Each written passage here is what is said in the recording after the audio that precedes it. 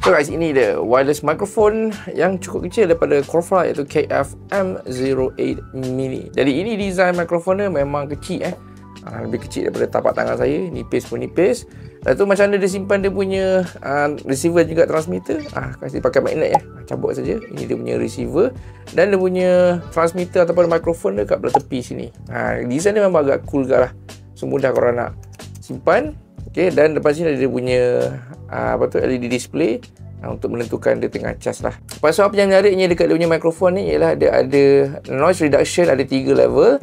Lepas tu ada voice changer. Ada 2 voice changer, male voice changer dan juga female voice changer yang korang boleh play around lah. Kalau korang rasa nak record, nak bagi suara tu lain sikit, bolehlah activate dia punya voice changer. Nanti saya akan tunjuk lah. Ini dia punya design microphone memang kecil. Dan ada dia punya clip yang korang boleh sangkut kat korang punya baju. Dia pun ada sertakan sekali magnet yang korang boleh lekatkan macam ni. Misal kata kalau korang rasa tak selesa clip, boleh pasang guna magnet.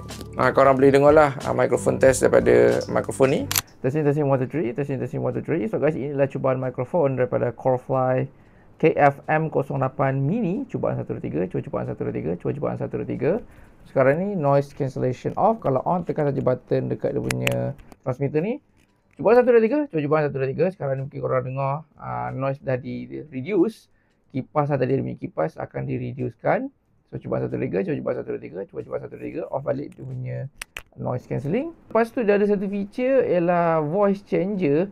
Okay, dia ada 3 voice changer original sekarang ni. Lepas tu ada male voice dan juga ada female voice. So cara nak tukar voice changer ni ialah dengan double click button dekat receiver lah yang cocok kat korang punya smartphone kan.